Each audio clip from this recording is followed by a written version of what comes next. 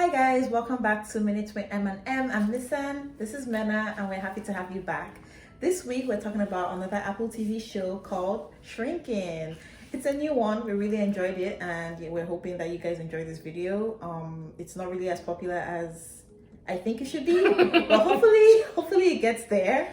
Let's get right into it. No, but you're right about it not being, I thought it'd be way more popular. So before it started, I think I saw a little bit of ads. Side note, Apple TV, why don't you promote your shows? What's wrong? Like, other than the morning show and maybe Severance, I don't know. To be honest, they didn't even do promo for Severance. It just like went viral by the fact that Apple TV people couldn't stop talking about it. Bad Sisters, I will never forget. I forgive you guys for not like promoting that show because it's amazing. And by the way, check out our video on Bad Sisters if you do watch it. Why are you laughing? No, because I like it. It was very like organic. Like, hey guys, I'm just eating my yogurt. By the way, Activia yogurt is best for you.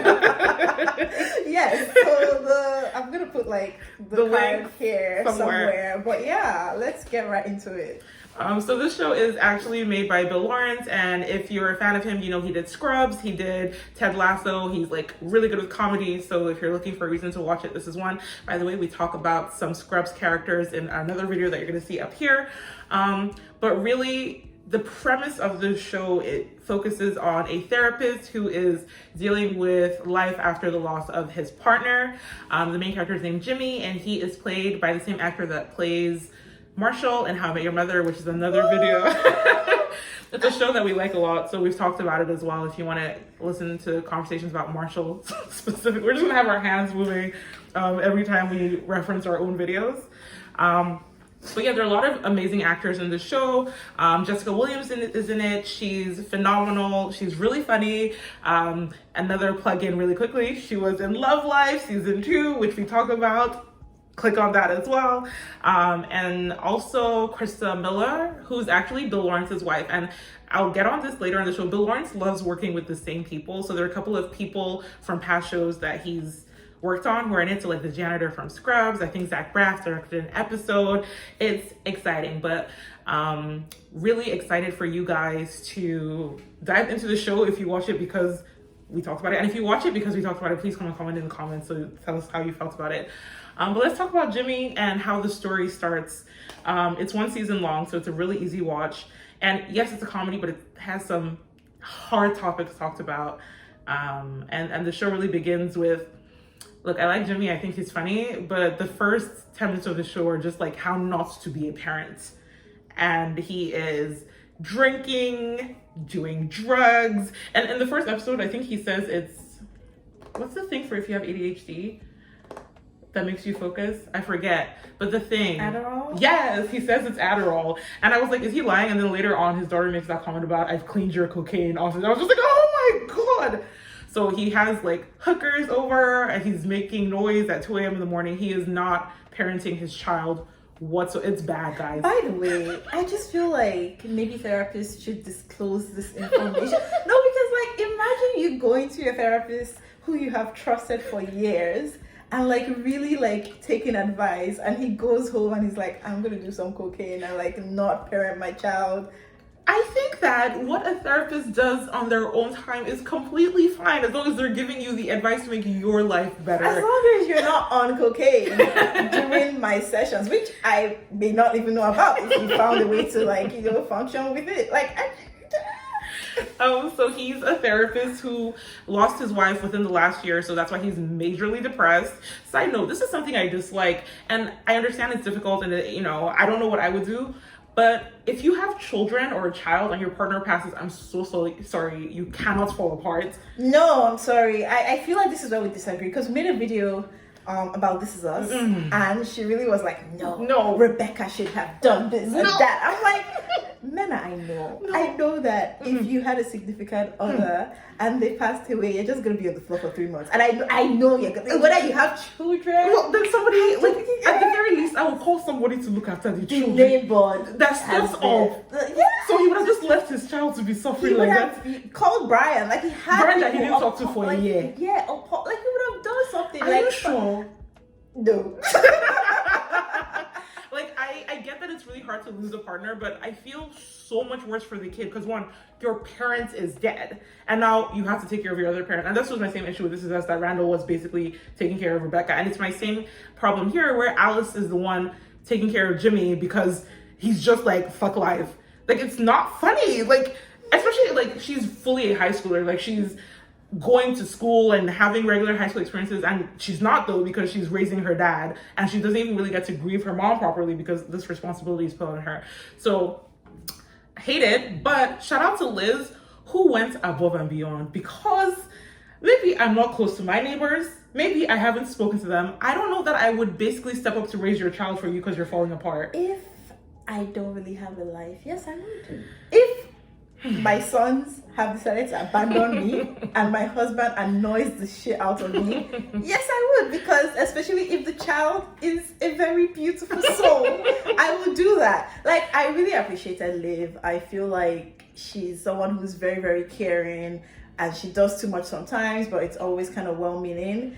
Like, at the beginning, she really upset me. I was just like, what is your own? Like, can you relax? Can't you see that he's now trying to do something? And I'll say, this is my child. It's not your child. Let's draw lines. But I really like that she stepped up, and I like that they made sure to mention that, hey, like, why am I being the one, like, being piled on because I stepped up to take care of a child that was abandoned? Like, what's going on? No, shout out to her, because she, like, I think she did a very good thing. Like, really no strings attached. Like, yeah, it made her feel good, but she was really doing what was best for that child, which is great. And I think she was in a shitty situation because, yeah, like, everybody says I'm overstepping, but if I don't overstep, what's gonna happen? Like, the scene where they go to see Alice's counselor and he's asking questions and she's like, oh, I'll leave, but this guy doesn't know the answers. Like, it was funny and I laughed, but it's also like, I'm not here because I have no life. I'm here because this child needs support.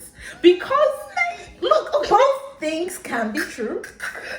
No, you know what? I like when she defended herself. She's like, everybody's making fun of me for being a mom, but like, I have a best friend. I have, like, life is just happening to me. You guys don't know about it. Fair. But yeah, she was really funny. I feel like Christa Miller plays similar characters in different shows. So she played Jordan in Scrubs, and she's part of a couple that's in our top 2010 couples of TV, watch it. But she plays very similar characters, and it's kind of like mean but funny but tough to her husband. And since she's married to Bill Lawrence in real life and he keeps writing her like this and she keeps playing this role, I just wonder what their dynamic is in their marriage. I don't know. Love is love. I love it though. No shade to their relationship. If it works, if they like it, I love it. But yeah, she did fantastically, and those are kind of what Jimmy's family life is right now. He's falling apart as a dad. His daughter is basically being raised by his neighbor.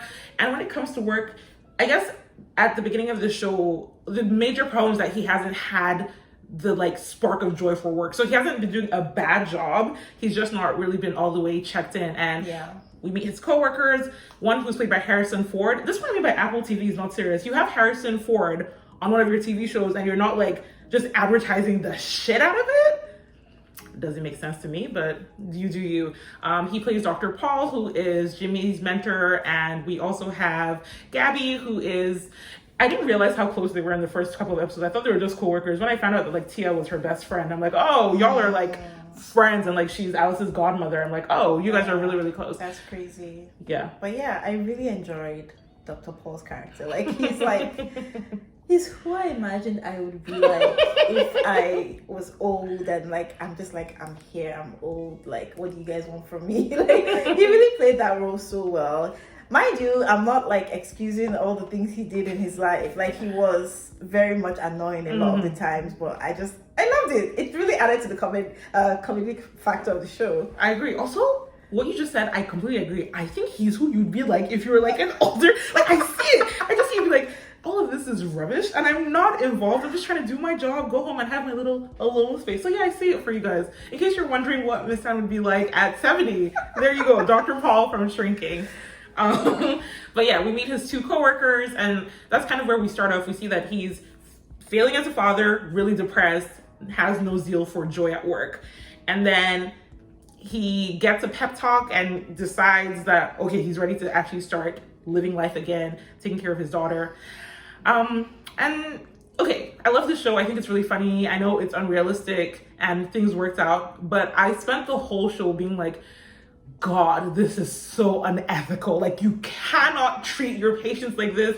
You cannot make these decisions. I'm sorry, no. Who knows if this is going to be framed as a new way of practicing, a new method of practicing therapy. I'm sorry, unfortunately, some people, it's only shame that they can listen to. Because when I'm like, he did that again, your boyfriend, how does that make you feel? I will be doing that for 3 years. One day I'm going to say, you are an idiot, you have coconut head, you need to leave this guy. That's the only way you can, let's see. Who knows? The same way we have cognitive behavioral therapy and other methods. This can be a method, okay? So, in theory, what you're saying makes sense, but there's a reason things are done the way they are. And the two cases that really, it's actually 3 that really stressed me out in terms of his patients. One was, you know what? We're going to talk about patients later, so let's get to that later. Let me not dive into the patients immediately.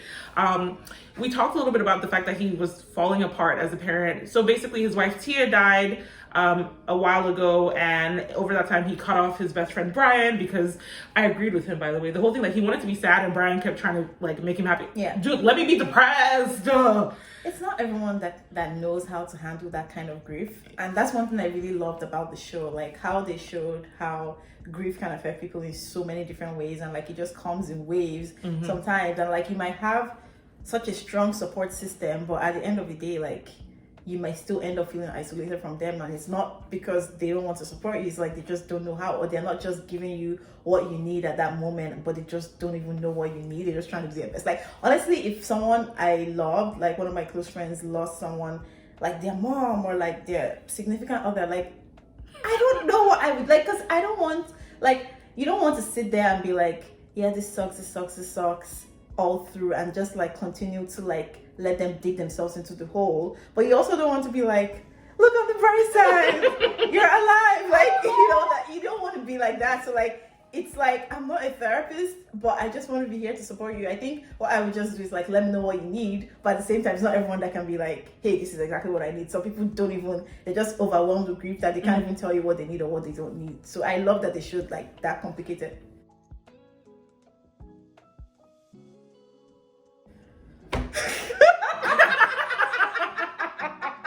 You know what? I'm just gonna wear it like this. It's fine. Continue. It's beautiful. For those who are listening on the podcast and not watching the video, my hair scarf just fell apart, but I'm leaving it as is because Miss Hannah was making a great point, and I don't want to record that again. I love that they showed that complicated nature of grief, and it was really done well and realistic. And like, that's one of my favorite things about the show. Strong agree. And I like that what he actually needed was something that a lot of his people, like Brian couldn't give it to him, but Liz, Paul, and Gabby were all basically like, take your time, we're just gonna be around you, and when you're ready, we'll be there for you. And I think that's really great. Obviously for Paul and Gabby, I'm less impressed because you guys are therapists, but for Liz, again, including the step, like, she wasn't shaming him, like, yeah, she's gonna tell you to turn the music down, but yes, she's judging you, but she just let him be, you know. She didn't call CPS, she didn't say, oh, you have to get your shit together. She was just kind of like, is this what you're doing? Okay, well, we're here. I mean, this is you now, I guess. Yeah, but like, let's talk about Sean and the entire saga that happened. No, go ahead. I don't know. I really like Sean as a character. I feel like he went a bit too far. I was like, okay, so are you going to invite what's the person? Which one? Grace? The other one who, yeah, are you going to invite Grace to come and stay with you because her boyfriend sent her out of the house? Like, where do you draw the line? I mean, obviously he shouldn't have done it, but I think he felt more guilt specifically because, you know, Grace's husband came to punch him and then Sean was protecting him. But like, no, that was like, so, I mean, and then, you know, Sean's parents kicked him out. So it's actually directly your fault that he's homeless. So, but like, I don't know what they're going to do season 2, but I hope they're making it clear, like, Jimmy cannot be Sean's therapist. Like, they've already crossed so many lines. Like, he cannot provide you the service you need for your mental health because there are no boundaries and you guys see each other as friends. And they showed it throughout the show. I hope that, like, maybe next season Sean's therapist is going to be Paul or something, but like, you cannot provide therapy to him And I'm saying it in case the writers are watching our video. Like, this is a really good show, and I know it's fiction, but like, please make it clear that Jimmy cannot be Sean's therapist. I think they're really going to focus on the consequences of Jimmy's actions in season 2, because that's how the cliffhanger ended, by Grace pushing her husband off a cliff. Good job, Grace. I just feel like maybe don't take everything literally. Just because Jimmy was like, yeah, eat his brain, like, you're like, yeah, I'm gonna boop him off this cliff, like. I'm screaming. I think they're really gonna focus on that, because the way it ended just showed that, okay. And like, remember when towards the end he was speaking with Paul, and Paul was like, I thought you were going to burn this practice to the ground, and then he was like, yeah, I just got really, really lucky. Yeah. And I think what they're trying to say is that no one's that lucky. Yeah. No one's that lucky. All of his like, I know it looks good, and you know, some of the peripheral characters who happen to be patients, their storylines weren't dug into super deeply, but certain members of his community / some of his patients are going to have adverse situations just because of how he's been choosing to help them. And you know what? Sometimes weird things work for you, but they can't come from like your therapist. Because even the whole, like, the way he talks to them in the therapy sessions is not okay. Telling them about your personal life is not okay. Forcing them into uncomfortable situations and then leaving them, like that guy, I think his name was Dan or Stan, that was hating everyone, and he took him to coffee and then he just left him there. Like, okay, things worked out okay, but what if he had like a meltdown or something? Like, yeah, but what about that patient that has like OCD? I feel so bad for her, because you know what? Okay, it's fine, because she sat outside, so things are going well. But it's not my fault. I think you're in love with me. You're not acting like a therapist. You're sitting in my house next to me. Of course, you want me to kiss you. I'm just giving you a pep talk. No, but I love her. Some of the patients I could relate to so hard. Her whole thing where she couldn't look at him after that, she was just supposed. I'm like, yes, babe. The shame is too much. Are there any patients that you like felt connected to when they said something or a situation they were going through? No. Okay, so Gaby had a couple that were talking to her, and she was listing all the things she was mad about him in his dream, and he was like, it was a dream. Yeah, that I related to. I was like, see, this is my level of crazy. This is my level of insane. Why am I dreaming about it? There's something going on that I've noticed. Exactly. And like, my subconscious is trying to tell me something. And when they were like tallying it up, I was like, okay, I won this round. And Gabby's like, this is a therapy session. Like, there's no rounds. No, I like the little patients that we got to see, that their problems didn't seem huge. And speaking about patients and the practice, shout out to Gaby for just straight up being like, hey, you know, I'm a Black female therapist, and a couple of her patients being like, we come all the way here to see you, because facts. Getting a therapist who looks like you or understands your experience is so important. So I like that they highlighted that and had a couple of storylines around her where she's just basically saying, hey, like, I look different. It's important for me to like be in spaces where I can be seen. It's important for me to like do the teaching opportunity, and just calling out Paul for like, okay, get it, you love Jimmy, but I'm also great at my job and I've been here for a while and you should treat me the same. Sorry to take us back, but I wanted us to touch a little bit on Alice's crush on Sean. It's fine, she's a teenager, he's hot. But can I just say, I love how Sean handled the entire situation. Like, I don't know, like, I've been traumatized by just like TV in general. So like, I did not expect that situation to go like the way it did. I expected him to just be like, oh wow, and he's like, no, you are a child. First of all, thank you so much to the writer, because you're right. Like, everything from Pretty Little Liars to like all these shows where grown men are with children and we're like, it's okay because they're mature. No, absolutely not. I'm really glad how Sean handled it, and I am also really, really glad how Jimmy handled it. He didn't like ever get mad at Sean or bring it up to Sean. Like, even when he heard her whisper, "You're so beautiful," and he was like, "Oh my god!" Like, he just dealt with it without being quote unquote crazy, because it wasn't Sean's problem. Sean didn't have, and he was never worried about. There was no second where he was like, "Oh my god, what if Sean likes her?" He immediately just knew the problem is Alice, and I really like that, because I think that's another issue sometimes where like people around the situation acts like it's normal for the adults to be involved. They're like, "Oh, no, of course not. Sean is a grown up. He's never gonna look at a kid that way." So yeah, well done, writers. Good job. No, I love so many things about this show. Like, everyone else, take notes. Open up a notebook and take notes. Like, there's just so much that happens in a lot of shows that I'm just so uncomfortable with. And I think that they really focus more on like stronger storylines than just like people acting out of character just for no reason. Just for no reason. Can I say something that made me a little bit uncomfortable though? But I feel like I need to like internally look inwards. What? Okay, I feel like in every episode, a comment about I'm black or you're white was mentioned, and it made me so uncomfortable. Thank you. I was like, you guys are doing a lot. It's a lot, and I understand like referencing reality, but it was, and it's so weird because I know like when I'm with black people, I say something that I was like, oh, he's so white. But see, especially because I know the writer is white, and I'm just like, it's not that it's bad.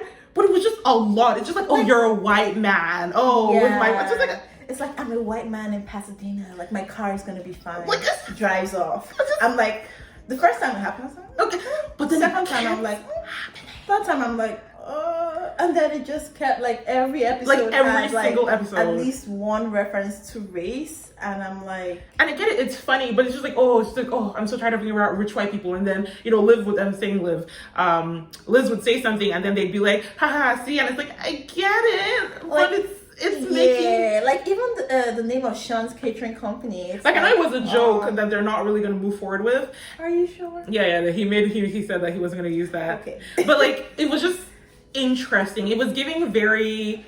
I'm white and liberal, and I know that I'm white, and I'm gonna say it, and it's really like it's not a bad thing. It's just something that I was like uncomfortable with. I don't know, maybe it's me. Like, if you're black in the comments, let me know if you felt like it was too much. If you're white in the comments, hey, thanks for watching our channel. What are your thoughts? But I just wanted to point that out because it gave me a little bit of an ick. Yeah, for sure. But yeah, I liked seeing them as therapists. Like, obviously, no, not obviously, they kind of all do talk therapy. And I'm actually so interested about the practice because Gaby is quite young. Like, is she like an owner? Like, I don't know what system is, but while we're talking about it, let's talk about Paul, him being a parent and his diagnosis. So he has Parkinson's, which is really sad, but I also I think over time we've gone to a good place in terms of like how diseases are. I feel like a lot of shows, they do the dramatic, like, oh, you have Parkinson's, and they're like your life. And it's like, no, you can have it for years, and yeah, your symptoms get worse, but you can live an effective life until XYZ point. So he's just a guy living with a disease, and they showed his grief as well. I liked his whole, like, I get 15 minutes to cry. Like, I wish I was strong like that, because I need to cry for days. Like, I can't just hold it small. Yeah. But his relationship with his daughter, guys, I'm not gonna lie, I was on his daughter's side for the whole thing. Same here, and I love that it was just very realistic. I hate when things happen in TV shows where an estranged parent comes in and it's just like received like arms wide open just because they decided to be a parent now. Like, I like that the daughter was just like, at every side it's like, okay, so it's a work thing. You don't actually want to come and visit me. It's fine. Like, I love that she was doing that. It's like, okay, so now you're dying and you want to... I just love that. No, I love that so much. Also, like, Paul did a thing that I feel like a lot of parents do where he was like, oh, she's just too busy to see me. Okay, go to her. She has a job, she has a husband, she has a child, she has a life. Why can't you make the effort since you basically bummed out her whole childhood? And I like when he was like, oh, I want my independence, I don't want to move with you. And she's like, so you're waiting till you're sick, you can't talk, you don't remember me, and that's when you want to move in with me. So I'll do all the labor to take care of you in old age. I didn't get the fun parts of having a dad. I didn't get a strong relationship. You're doing best friends with Alice now. You're spending time with her. I'm like, facts. You are right. No, because... you didn't do any of the parenting work, and now you get to live a luxurious life in my house and die. And for what reason? The reason that was said was just, it didn't make sense to me. The thing is, I get his reason because, like, he has the whole practice here, he has a whole life. Like, what are you going to go do if you move there? I'm sure there's people who need therapy in the city as well. Yeah, but now he will be somebody's employee because he's not going to start a whole new practice at his Why age. can't you? You can do virtual therapy these days. You know what? Your patients can transfer over. Like, come on. I guess. I understand him not wanting to kind of admit defeat to the disease, but I wasn't on his side. I'm like, you have to move and find a way to make it work because your daughter is already doing so much. I mean, I feel like... even the independence thing is me being empathetic versus understanding it firsthand. I feel like a lot of shows, people get sick or they get into difficult situations and they're very resistant to help. They're like, oh, I don't want to be babied or infantilized. And I'm like, I get that, but like, bro, like, you need help. Take the help from the people who love you. I don't know. Maybe I'll feel differently if I'm in such a situation, but yeah, I don't know. Even the driving thing, like, you just hit my brand new car and it's okay because we're friends and we work together, but like, no, you shouldn't, whatever. Side note, him sleeping with his daughter, his doctor, is just more unethical things happening on this show. Did he get a new doctor and we missed that part? No, I don't think he did, because when they were visiting Meg, they did make reference to the fact that she was his doctor and she was going to be taking care of him, and I was like, yeah, I don't know, but yay, old people can still find love. Yeah, the ethic part of the show is like, it's shaky. It's not. Let's talk about safe dick. Let's talk about Jimmy's safe dick. Like, they said it so many times. I was like, girl, stop kidding yourself. Stop saying it's safe dick. Stop saying you spoke to your best friend. You did not. You did not speak to her because she would not approve of this. It's like, yeah, I talk to her sometimes. I explain the situation. What's the situation? You are a beautiful, black, tall woman living in the city. You are rich. Get a man. Get somebody else. She said she wasn't horny and attracted to anyone else. Apparently, Jimmy, her dead best friend's man, is what's making her. What was the phrase they came with that was the female version of cream the something? Oh my god, I'm so mad that I can't remember it now. But it was really good. It was really good. That being said, you guys, if you've watched our videos, you know how I feel. It is never okay to get with your dead best friend's partner or your dead partner's best friend. Never. Zero. Boo. Okay, so the dead partner's best friend after 8 years. Because we're talking about justice for Miguel. I know, like, the situation is icky, but for me, my main problem is the way he abandoned his actual family, as opposed to the fact that he got with Rebecca after 8 years. My own is everything joy. He was a bad father to his real family, and he was fucking Jack after his death. But like, let's not focus on this. That's too much. But like, for this show, it's just, what do you mean? Okay, it comes from this place where on TV shows, I feel like they act like things just happen. Are you like, you had to have had some level of attraction for it to, like, it had to have been there at some point. And when was it? Was it through your year of depression when you were sleeping with hookers? Your marriage just ended. Was it when your marriage was failing? Like, at what point did this person go from never touched to, oh, actually, I can actually have sex with you all the time? Well, when his wife died. No, because I really think that's it. I think there was attraction there, but like, she didn't want to act on it because all of a sudden morals. But then when he got with her best friend, and her best friend would tell her all the awesome things about him, how he's so emotionally intelligent and obviously blah blah blah, and then she's looking at her own artist husband that is annoying the fuck out of her. Like, I think it grows over time, but the fact that the best friend actually died was like, okay, well now there's nothing stopping me. Like, yeah, because when it happened the first time, I was like, this is so weird, but they said it was safe. They said it would never happen again, so let's just ignore Like, I was that. so hopeful that they were just going to go along that path. Yeah, but then it happened again and again and again. And then they had the wedding look. Yeah. So now it's going to be a thing. I'm sorry. First of all, y'all just told Alice it meant nothing. So good job. Because if I was the kid, sorry, I stand with kids who treat their step-parents like garbage when they feel like their step-parents should be loyal to their dead parents. What do you mean, aunt, godmother, Gabby? Why are you fucking my dad? I thought you were cooler than this. I thought we were friends. Let's start from there. I was telling you all about my sexual rendezvous. You said you were like, yeah, tell me the tea, babe, only for you to not tell me your own tea. No, I don't like it. I'll never like it. Because if I was the dead spouse, I won't support this. All this, oh, she would give her blessing. Just a heads up. If I ever get married, I will never support my spouse getting with my best friend. Never. If you think I would, just come back to this video. No. If you see a sign, it's not a sign. It's not a sign. You're lying to yourself. The only sign is me using all my power to knock things over so that you know that I'm upset at you. That's so funny. Oh my god, that reminds me of that movie. Oh my god, what's it called? It's about this man whose wife dies, and she's a ghost. So when he's dating people, she tries to stop him from dating people. Oh my god, it's killing me. Is it a ghost? No, I don't think it's called Ghost, but it's something like My Ex-Wife or My Dead Wife, something. I don't know. I'm going to look for it and put it on the screen in case you're looking for a comedy. It's actually, because I relate, I may be dead, but you're never allowed to love again. I'm sorry. Period. For life. Is it like you follow me too? Or you just be there by yourself? Exactly, because now you find new love and you'll now die and be with them. I'll be alone in the afterlife. Like, oh, your wife would want you to be happy. No, she wouldn't. I want you to be sad. Are we bad people? I don't think so. I'd be fine if my spouse felt this way. Okay, if I died 5 years into the marriage, and maybe you are, maybe you're 50s or 40s, fine. If I die when we have reached 10 years, you had 10 years of beautiful marriage. Just leave it. You know what? That what you just said reminds me of the scene where he finds the scrapbook, and honestly, when he gets to the last page, and he's like, I guess that's all we got. Oh my god. No, the fact that you can fall in love with someone and have them be your whole world and literally think till death do us part. And like, usually when you think that, yes, somebody's gonna die first, but you're hoping that it happens when you're 80. Mm-hmm. The fact that you just have to like exist, like the dinner party where all their friends were just saying, oh, you guys are perfect, how are you doing? I'm just like, because nobody even knows how to be around you after something like that happens. Grief is horrible, but losing someone is, oh my god, I can't. Like, oh, I feel so bad. And now I feel mean saying that he can't be with someone who makes his dick hard. But like, can you not though? Can you just not? Yeah, like there's just anybody else. Anybody else. I like male-female platonic relationships on TV. I feel like we don't get enough of them, and this could have been a really good one. And now you've decided there has to be sex. Why did you do that? Why? That being said, we'll see. Like, dealing with trauma and like heavy emotions comes in different ways, and I really like that they kind of showed it with Sean when he was climbing the water tower. I was so scared.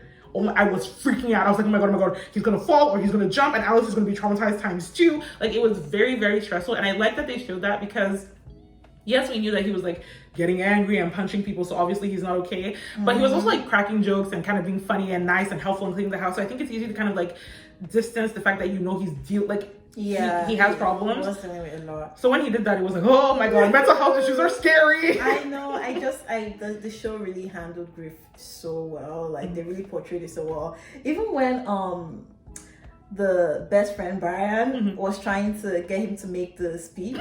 First of all, fuck you, because you got to officiate my own wedding, and did you not do a great job? I gave this to you, but now you can't give this to me. But then when he was struggling, he would just say marriage and start crying. Like, I totally got it. Oh my god! Much. Like, oh. And like, nobody is the bad guy in that situation. Like, I don't mean Brian. Like, I don't look what you did at my engagement party. No, I don't want you to officiate my wedding. But we've been best friends since we were like, we've been best friends for 20 years, and it's so crazy the idea that now, especially with Brian being gay and how hard it was for him to get to being married. It's like, my wedding is such a big thing. You not being a part of this crazy. Like, but yeah, I agree with you. Because me too. Every time I say marriage, I'll start crying. Like, I'm so glad, like, his actual speech video actually touched me. The speech was amazing. I guess the last thing we want to talk about the current show before we talk about our forecasts is just the neighbors. We talked about how great Liz was. That being said, sometimes her meanness to Derek was not funny to me. Sometimes I was like, this is mean? I don't know. I didn't find it mean. It wasn't all the time. Like, sometimes it was funny, but sometimes it was giving, like, unkind.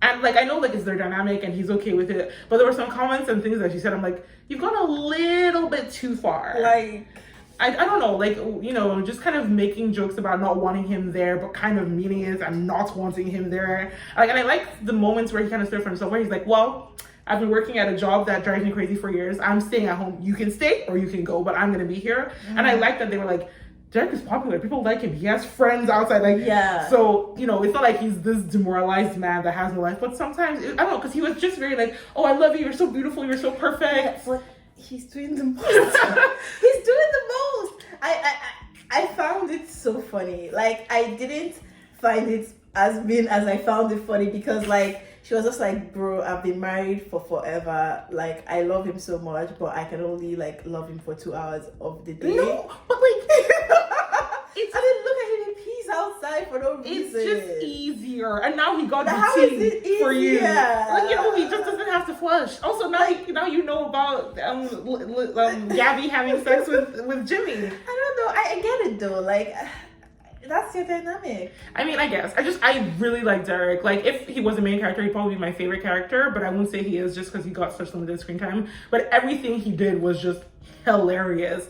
And he's also like a very good husband. Like, the first episode is him just being like, oh, can I eat? Or like, oh, is this kid that's not ours gonna be here? Like, I know we talk about Liz stepping up, but Derek really just accepted that his wife effectively just adopted another child into their house. He's very, very supportive. And like, now that you said that, it is a little bit off time.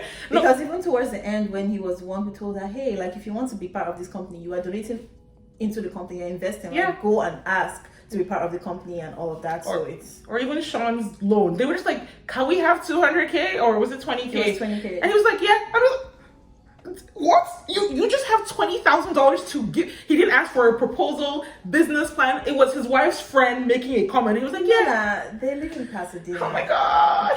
He's retired. Like, he's fine. God. If you are a single person in Pasadena looking for someone to make your life brighter, hit us up.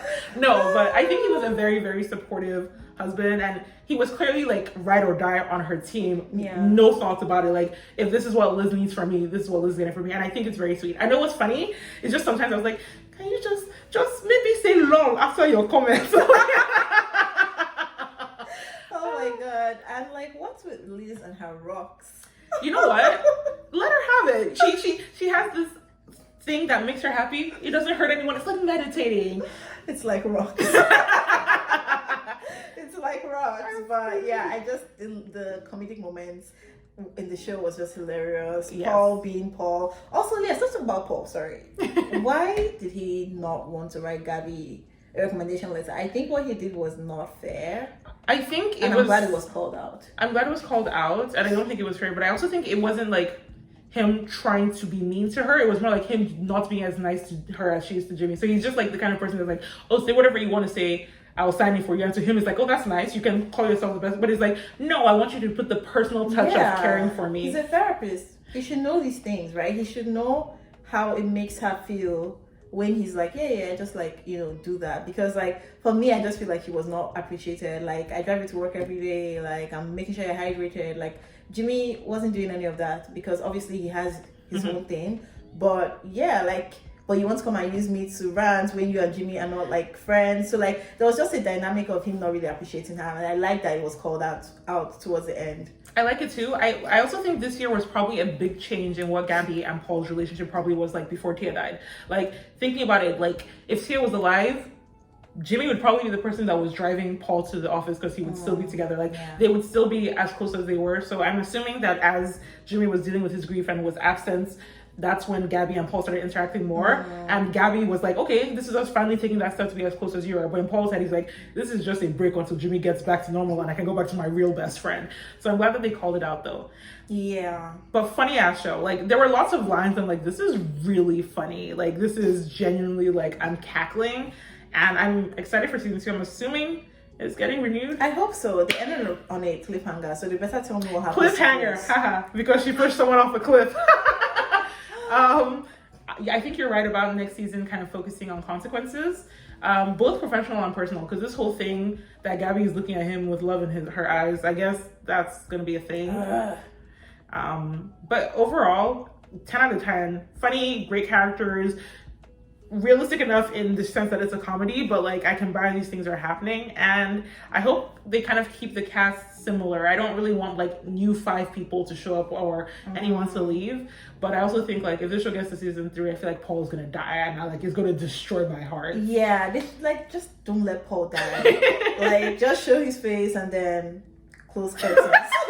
And let me understand what has happened. Screaming. No, a very strong show. And I think one thing we didn't talk about, but I really like, is like Jimmy struggling with his feelings and missing his wife, but also like our relationship was not in a good place when she died. Like, what, I don't even know how to grieve, because obviously I'm sad she's dead, but I'm like, did that save our marriage from ending? Like, if she had lived, would our marriage have ended, kind of thing? Yeah. So honestly, emotions are complicated.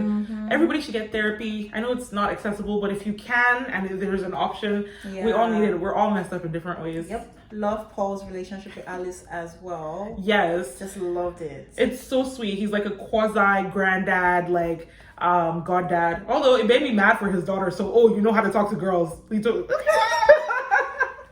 Yeah, just such a funny, heartwarming show. Love it. Like, if you haven't heard about it, or if you're thinking about watching it, this is your cue to watch it. Like, I promise you would not regret it. Like, absolutely. You guys need to start paying us for our recommendations. No, honestly, like, I feel like if you listen to our show, you should at least give like the first episode of a show a try. Except if we tell you that the first episode is bad, but like, you should give the first episode a try. This is really good. Yeah. But yeah, thank you guys for watching. Hopefully there's a season 2, and if there is, we'll talk about it. If you enjoyed this video, maybe click on some of the links that have come up in the video about other shows we talked about. If you have suggestions, let us know in the comments. And if there's anything we didn't talk about shrinking that you did like, let us know. We respond to all the comments, so let us know what you think, and we'll, respond. Yeah. Thanks. Thank you. Catch you on the next next one, guys. Thanks for watching. Bye.